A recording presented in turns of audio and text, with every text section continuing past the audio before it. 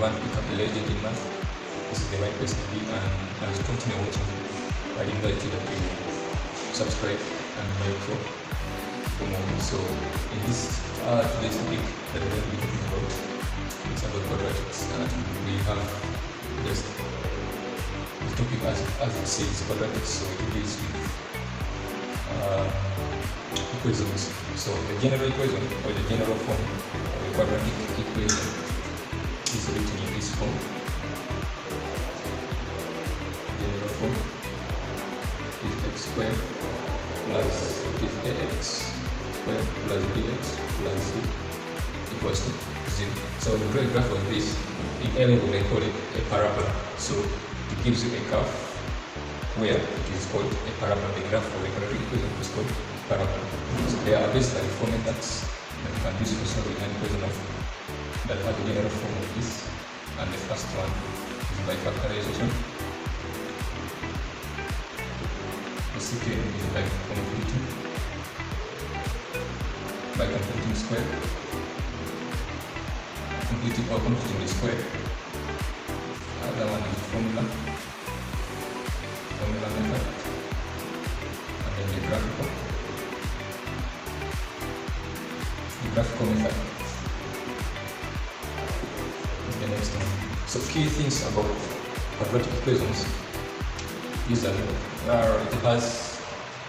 it has two real roots. So when you solve a quadratic equation, just know that your answers are going to be 2. So it can be different answers, or they can be the same. So in the case where they are the same, it is referred to as a repeated root. That means the quadratic equation has a repeated root. So those are the key facts that you have to know. And in this general equation, we have A, B, and C. These are constants. They can be 1, 2, and that, and the value of A, much as all of them are constant, A can never be 0. It can never equal to 0. So those are the few tips or facts of what you are supposed to keep in mind when you're working with this, when you're working on this topic or equations from the topic of quadratic equations. So in an example that I can give, maybe you can have x squared plus 3x plus 7 equals to 0. This is one example in this form. So when you compare, you have a equals to 1, b is 3, and c is 7. Another one can be maybe 12x squared plus maybe 7x plus 1 equals to 0. Another thing that we are supposed to know is that the power of x is always 2. When x is 2, that's something else. It is never a quadratic equation. And when the power of x is 1, that means that it's just a linear equation and it loses its meaning of the quadratic equation. So with that said, we're going to just see how we can solve an example, like an equation from like using these examples. These methods. So let's use the example. Let's see an example. Like if we have x squared plus 5x plus 6 equals to 0. So when you compare here, our A is 1, our B is 5, and then C equals to 6. That's the comparison. So let's have our solution and solve this question using the factorization method. So from the name, from the word factorization, that means we are going to factor the left hand side such that we can be able to get the value of x. So in an example, maybe it can say find the value of x, or solve the equation that. So when we have this equation, we have x squared plus 5x plus 6 equals to 0. So we are going to look for two factors. So one thing that I didn't mention about this quadratic equation is that b is the sum of the roots. So b is the sum of roots. The roots here means the answers that we're looking for the solution, and then c is the product of roots. So from the idea of factorization or by factorization method, we're going to get the sum. That means two numbers when you add, two numbers that when you add, it will give you the result of 5. And those two numbers, when you multiply them, they should give you 6. And that is 2 and 3. When you add 2 and 3, that means you're going to get 5. And then when you multiply 2 and 3, you get 6. So we have 2 and 3. So when after identifying those two numbers, you're going to replace it. You're going to replace 5 by those numbers. So we're going to say x squared plus 2x and then plus 3x plus this is 6 equals to 0. And then we'll go on by simplifying. By simplifying in this line, we mean that we're going to factor out terms that are common here. So we're going to group them into two brackets, and we have the factors that after factoring the common terms out. So here, we're going to put this, and then this to come. This one will be a bracket, and then this one will be another bracket. So when we see here, we are seeing that x is common. So we take x out of the bracket, not x squared, but it is only x. So here we shall have x, and then plus, here we shall be remaining with 2, and then this addition sign. And then here we can see that 3 is a multiple of 6, so we take out 3. And then here also, when we take this 3 out from the bracket, we shall have x plus 2 remaining in the bracket equals to 0. So the next thing is to merge this and this to come in one bracket, and you select or you take one of these brackets. So in the next line we have x plus 3, this x, and then plus this 3, and then out of these two you just take one of the brackets equals to 0. So from here we can see that either this bracket equals to 0 or this one. So we have x plus 3 equals to 0 or x plus 2 equals to 0. That means our x equals to negative 3 or our x equals to negative 2. So these are the solution of this quadratic equation. Remember, as I said earlier, that it has two real roots. By real roots, I mean the roots are real numbers, not imaginary numbers. So these are the two. And in this case, they are not repeated because they are repeated, they are not the same, they are different. So if you want to prove, you can put this one here and prove it will still give you 0 as well. This one will prove, if you want to prove, and insert where there is x, put negative 2 and 2, you will find 0 equals to 0. Okay, that is about the first method when we use factorization. So for the second method, we're gonna be using the completing square. So when we're using the completing square, we have x squared, our equation. We have that. So completing square is if we have a coefficient of x squared, that means we first gonna divide to reduce the coefficient of x squared to be 1.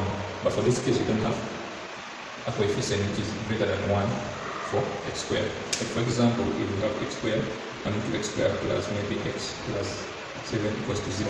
The first step in completing square is to divide by 2 all terms to make sure that the x has a coefficient of 1. So for us here, we don't have that, and we should take note of that first step. So that is one of the things that we are supposed to put in mind. So for us here, the next thing is we're going to take this one to the other side, and we have x squared plus 5x equals to negative 6. So after that, we're going to get the coefficient of x, which is the same as the value of b. We divide it by 2, and then we square it and we add it on both sides. So the coefficient of x here is 5. So when we divide it by 2, it will be 5 divided by 2. And then we square it, we add on both sides. So when we do that, we have x squared plus 5x plus 5 over 2 square equals to 5 over 2 square minus this 6. So we have squared and we added on both sides. So the next thing is to factorize this.